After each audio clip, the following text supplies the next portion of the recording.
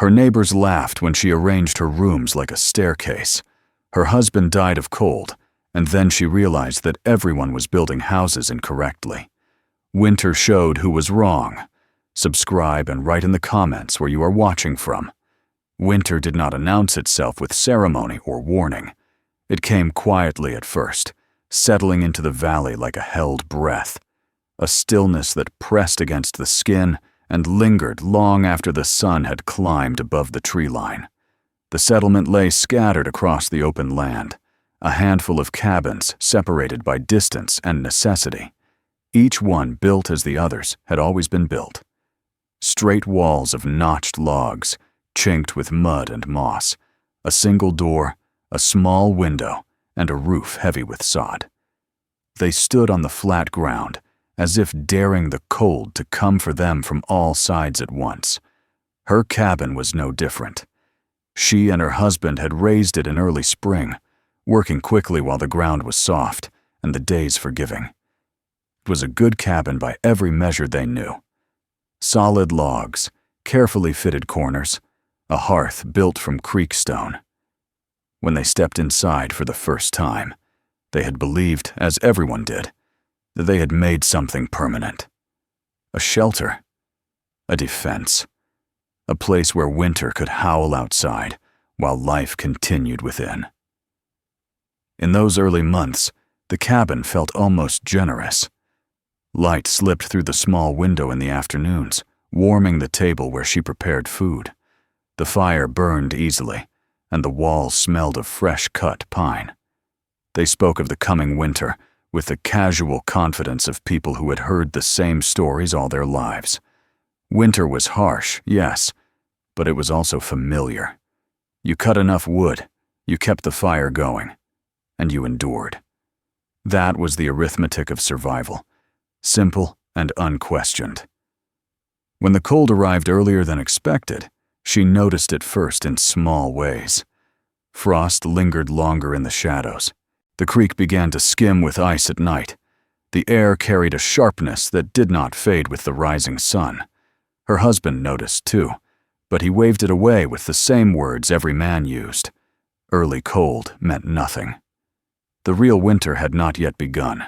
By mid-autumn, the firewood pile had already shrunk more than it should have. She counted the logs without meaning to, her eyes lingering on the gaps where whole rows had been. Each evening the fire burned higher, the flames bright and hungry. Yet the cold crept back as soon as the embers dimmed. The walls felt colder to the touch. The floor seemed to draw warmth from her feet, as if it were alive. At night, she lay awake, listening to the wind slide along the outside of the cabin. It found every crack, every imperfect seam, whispering through the chinking as though the structure itself were breathing. Her husband slept heavily beside her, exhausted from long days of work, his confidence unbroken. He had lived through winters before, harsher ones, he said. This was nothing they could not manage. The temperature continued to fall. Days that should have brought relief did not. The cold settled into the ground and refused to leave. Her husband worked harder, cutting more wood, hauling it back on a sled that groaned under the weight. His beard collected frost. His gloves stiffened with ice. When he came inside, the warmth of the fire barely softened the tension in his shoulders. She began to feel a quiet unease she could not name. It was not fear exactly, but a sense that something fundamental was wrong. The fire was burning constantly, yet the cabin never truly warmed. The effort they poured into staying alive seemed to vanish into the walls themselves. Heat rose, disappeared, and had to be replaced again and again, like water poured into a cracked vessel. The morning he died was brutally clear.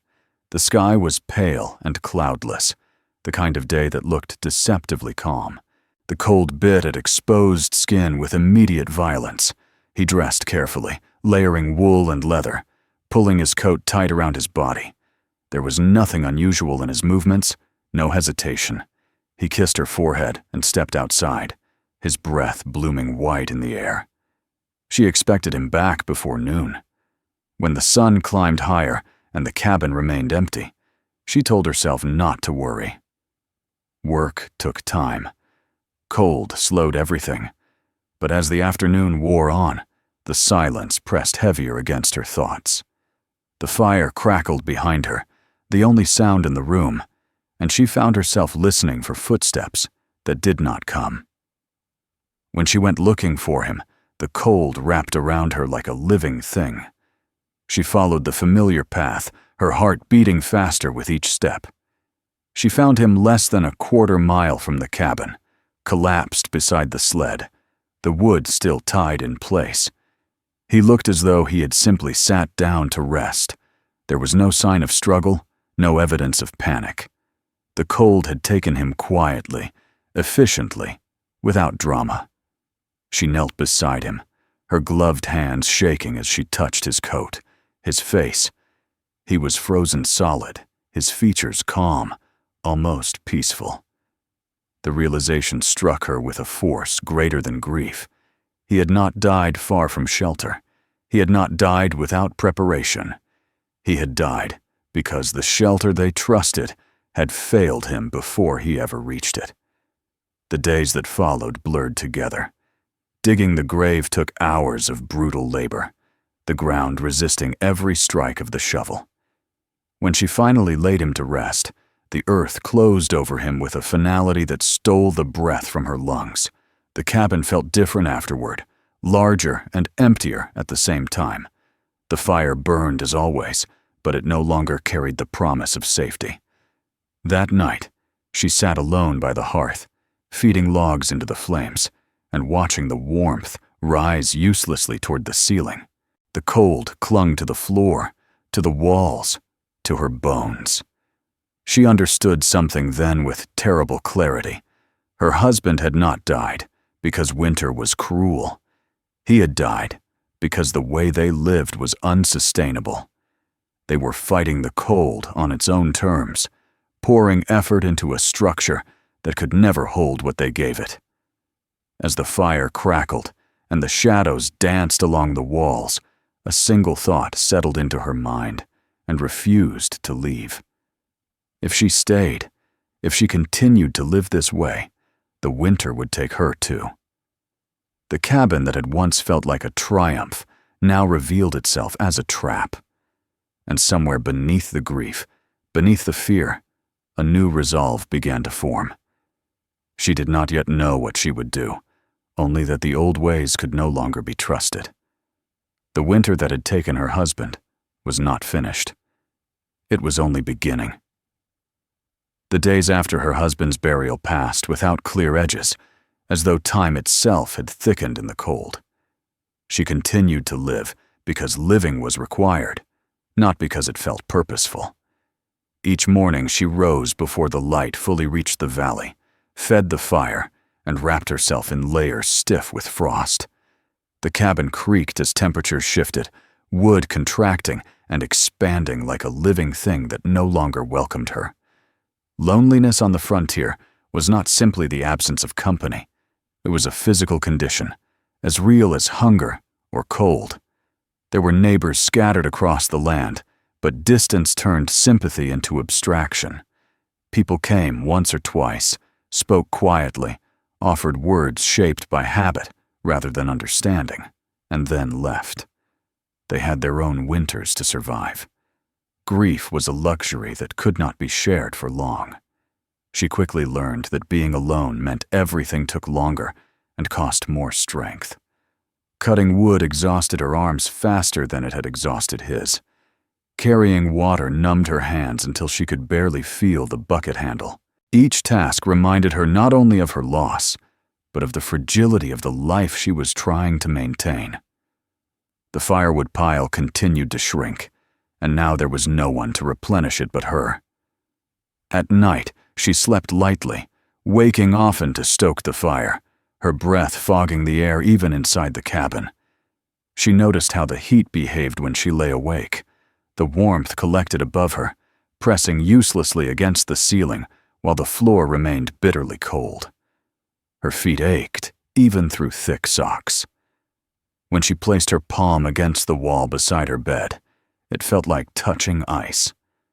The logs absorbed the cold from outside and passed it inward without resistance. These were not thoughts she sought. They arrived uninvited, emerging from necessity rather than curiosity.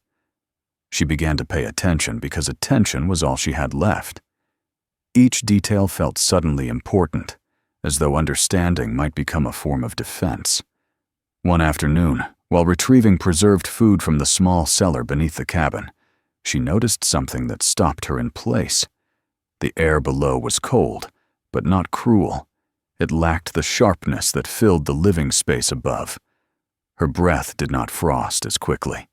The cellar smelled of earth and damp wood, and the temperature felt strangely steady, unchanged by the wind screaming outside.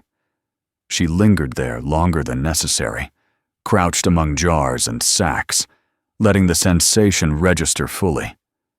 When she climbed back into the cabin, the difference struck her immediately. The cold above felt aggressive, restless, always moving. Below, it felt settled, contained. The observation troubled her. It did not fit with what she had always been told. Cold was cold. Winter was winter. But her body told her otherwise. She began to test these differences deliberately. On clear days, she stepped outside and felt the wind slice through her clothing. Then she pressed her hands into the snow near the cabin wall and held them there. Beneath the surface, the cold softened. The snow insulated the ground beneath it, creating a quiet pocket of relative warmth.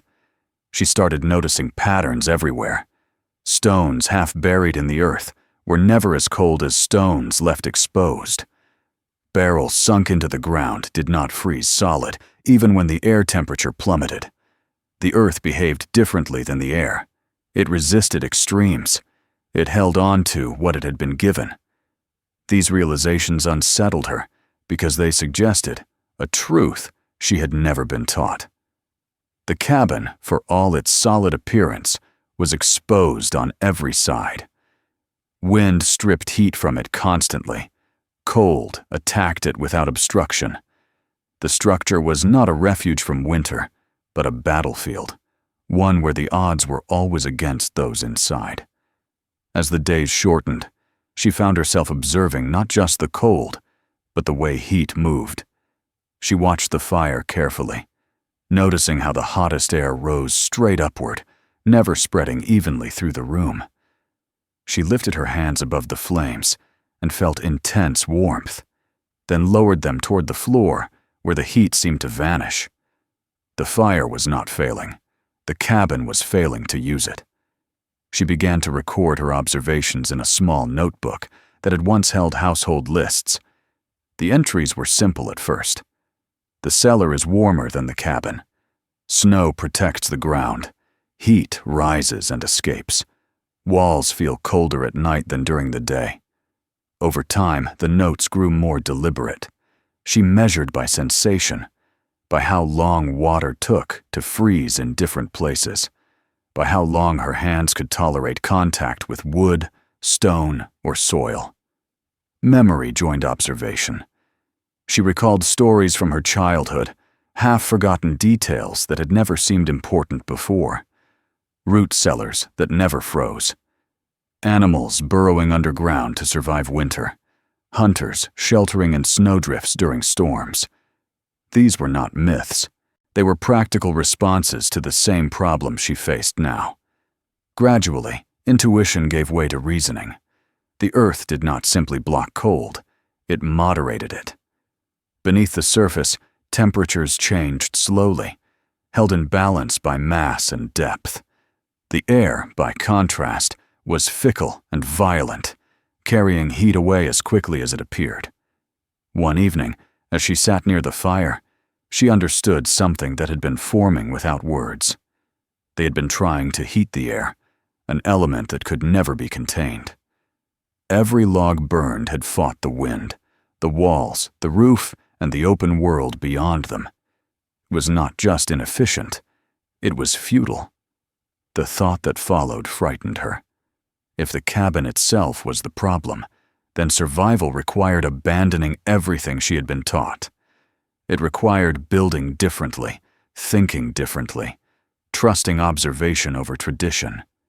She shared her thoughts once, cautiously, with a neighbor who stopped by to trade supplies. He listened politely at first, then with visible discomfort. When she spoke of digging into the earth, of building below the surface, his expression shifted from concern to pity. "Grief does strange things," he said gently. "People need solid ground beneath their feet, open walls to breathe." What she described sounded like a grave. Others were less kind. A woman who overheard the idea laughed nervously and crossed herself. A man muttered that cold and sorrow had finally broken her reason. No one argued against her observations directly. They dismissed them by dismissing her. She did not argue back. She returned to her cabin and her notebook, to the quiet certainty forming within her. Each day spent observing strengthened her resolve. The evidence was everywhere, written into the land itself. Earth retained warmth. Air stole it. Heat rose, whether invited or not. Late one night, as the fire burned low and the stars glittered with unnatural clarity, she stood outside and studied the slope of the nearby hill. Snow clung to its surface, smooth and undisturbed. She imagined space carved into that earth, protected on three sides, insulated by mass rather than exposed to the sky. She imagined warmth rising through such a space, instead of escaping into nothing. The idea no longer felt like desperation. It felt inevitable. She did not yet know how she would build such a place. She did not know how deep it would need to be, or how she would support its walls, or how long it would take. But she knew something with absolute certainty. If she survived another winter, it would not be inside a box, standing naked against the cold. The winter that had taken her husband had forced her to look more closely at the world than she ever had before. In that enforced attention, something new had begun to take shape. Observation had replaced despair. And from that observation, a dangerous, defiant idea was forming, one that would soon demand action. Spring did not arrive gently. It came in fits and withdrawals, teasing warmth into the air for a few hours before retreating again behind frost and wind. The snow receded unevenly, revealing patches of dark earth that steamed faintly in the weak sun. For the first time since her husband's death, the land softened enough to accept a shovel. That was all the permission she needed. She did not begin with confidence. She began with resolve. The idea that had taken shape over the winter no longer felt abstract, but turning it into something real was another matter entirely. Every instinct shaped by tradition argued against what she was about to do. Cabins were built on flat ground for a reason. Digging into a hillside was slow, dangerous, and unnecessary, everyone said. Yet the slope south of her cabin drew her attention again and again. It faced the low winter sun. It was shielded from the worst winds. When she pressed her palm into the exposed soil, it felt cool, but not hostile. It felt steady. She walked the slope for days, studying it from different angles, watching how the sun crossed it, how water ran along its surface when the snow melted. She noted where the ground stayed damp and where it dried quickly. She dug test holes, shallow at first, then deeper, until the soil changed texture and became dense and clay-rich. That clay held its shape when cut. It did not crumble easily. It would resist collapse if treated carefully. The place was inconvenient by every conventional measure. It lay uphill from the creek, which meant hauling water would take more effort. There was flat ground nearby where a normal cabin could be rebuilt quickly. She ignored all of that. The slope itself was the point. Everything she had learned over the winter depended on it. When she finally drove the shovel into the earth in earnest, the work humbled her immediately. The ground resisted every movement. Each shovelful carried weight and consequence. Dig too shallow, and the space would be exposed. Dig too steep, and the walls threatened to slide inward. She worked in the early mornings and late evenings, resting when the sun climbed high enough to sap her strength. Her hands blistered and hardened. Her back ached constantly. Still, she returned to the slope every day. She began with the lowest level, carving a flat terrace into the hill. The earth came away in heavy chunks that she dragged forward and piled at the edge, building up a lip that would later support a wall. She worked slowly, correcting mistakes as soon as they appeared. When a section collapsed one afternoon, she sat in the dirt and cried until exhaustion took even that from her. Then she rebuilt it. The second level came next, higher up the slope and cut deeper into the hillside. Each new terrace followed the same pattern, stepped upward and inward, like a giant staircase carved into the land itself. From a distance, the shape looked senseless, as though she were preparing the hill for something that would never arrive. Neighbors rode past occasionally and stopped to watch. They saw only a woman digging holes where no holes belonged. They spoke to her less and less as the weeks passed. At first there were questions, then jokes, then silence. Someone began calling the place her grave. Another said she was building a warren like an animal. She listened without responding.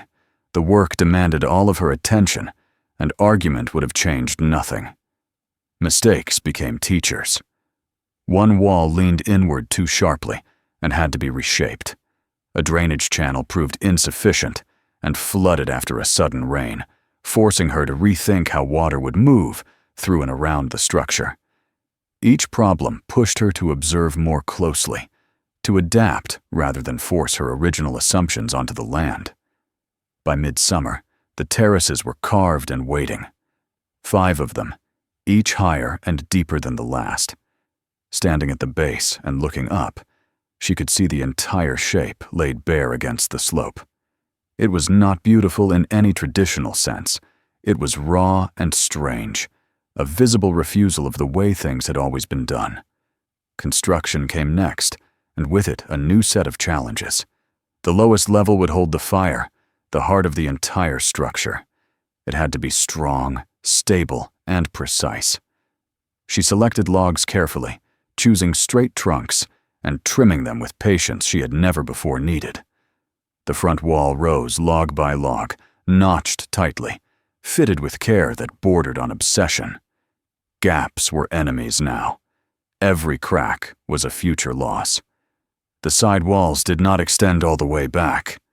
They met the earth halfway, where soil replaced wood.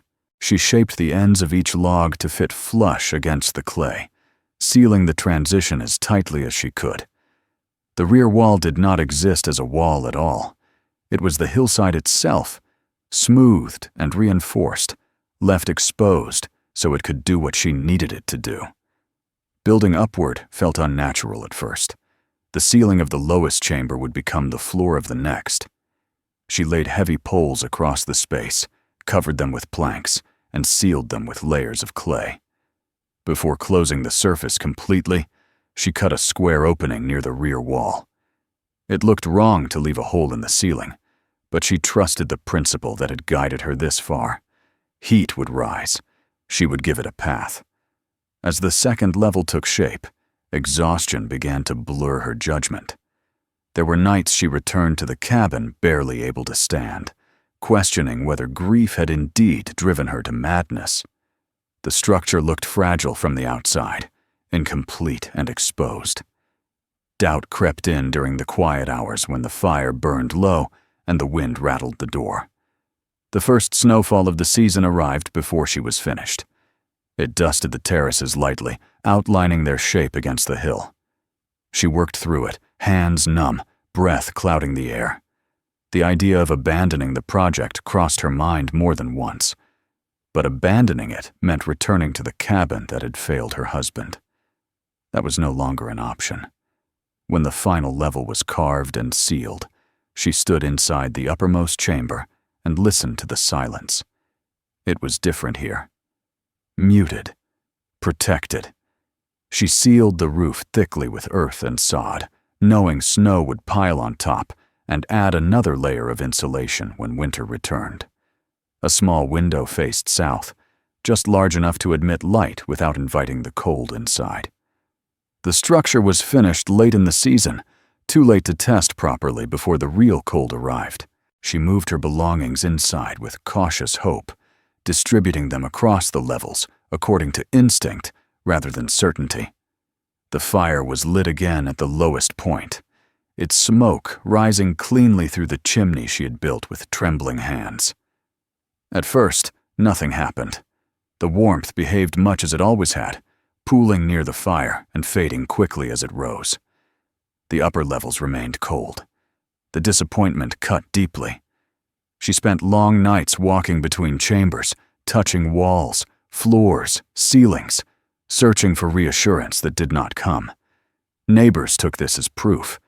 They said nothing to her face, but she saw the looks when they passed. Pity had replaced mockery. A few suggested she move in with others before winter tightened its grip. She thanked them and refused. She stayed. She waited. The house they called madness stood unfinished in their eyes, unproven and foolish. But beneath the earth, surrounded by mass and silence, something patient was taking shape. The land itself was holding its breath, preparing for the test that would decide whether her observations had been wisdom or desperation. Winter was coming back, and this time she would not meet it the same way. The first true cold arrived without ceremony, the way it always did. One night the air sharpened beyond what the body could ignore, and by morning the world had hardened into something brittle and unyielding. The shallow soil froze solid. Puddles became glass. Snow fell not as decoration but as weight, settling into every hollow and pressing itself against the land as if determined to erase all softness from it. She felt the change before she measured it.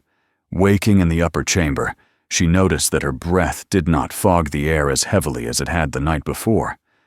The silence felt denser, warmer somehow, as though the earth itself had drawn closer around her. She lay still for a long moment, listening, uncertain whether hope was playing tricks on her senses.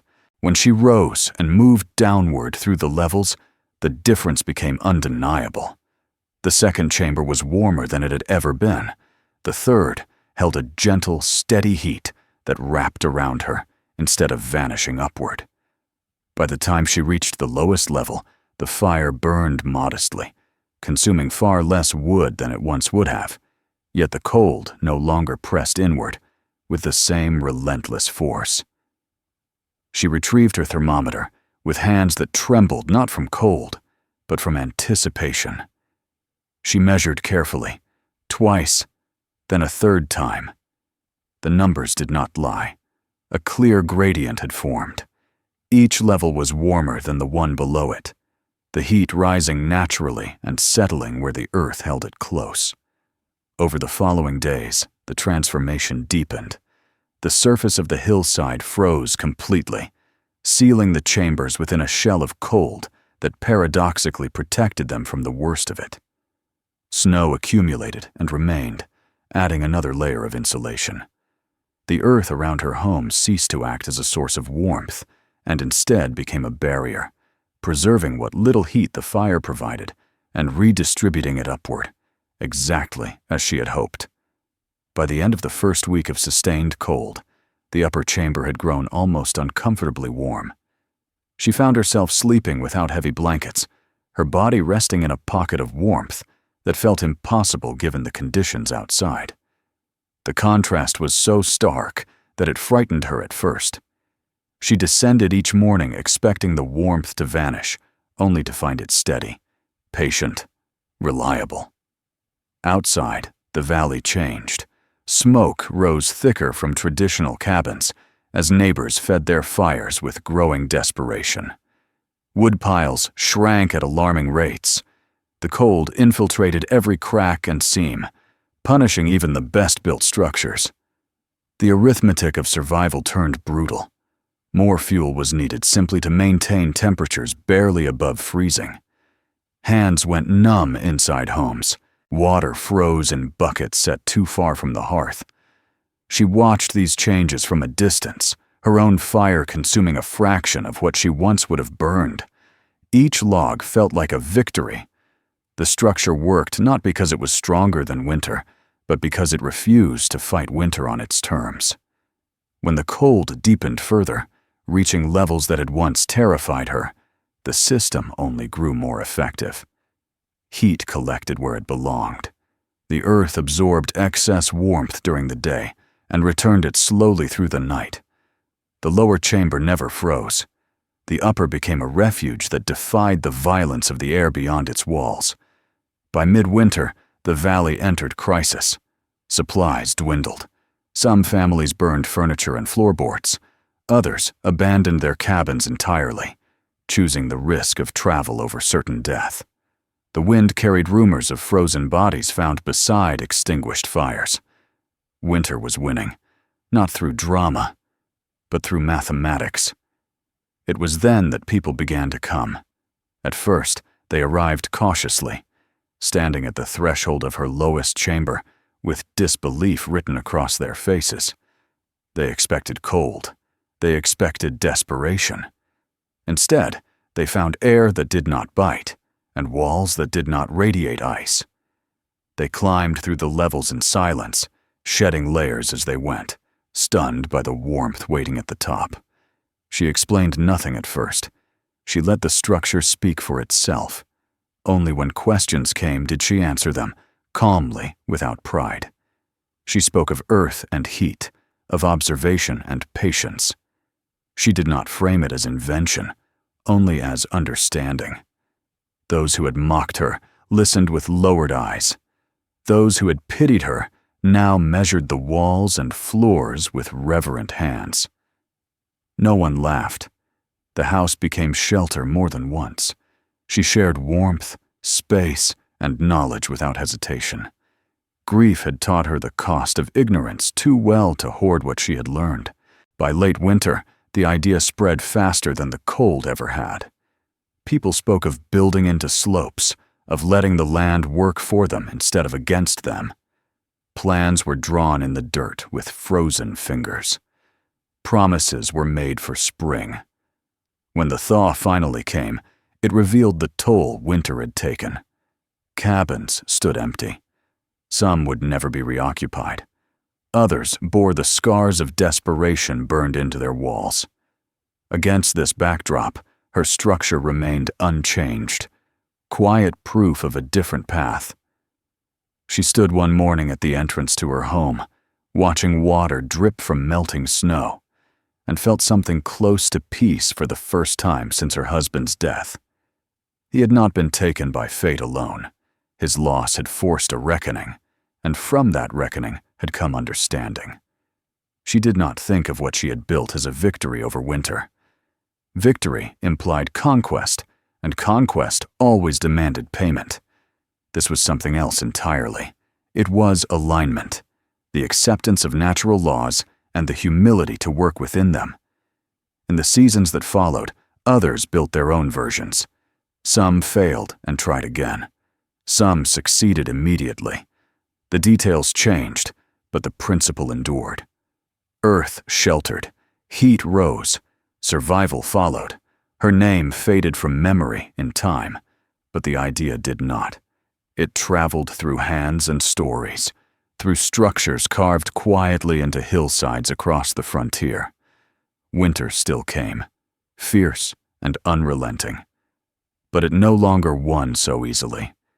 And in that enduring warmth, shaped not by force, but by understanding, her husband's death found its meaning. If this story made you think, subscribe to the channel. More stories like this are already on the channel, and new ones are coming soon. Watch the next video to continue the journey. Share this video with someone who might need it.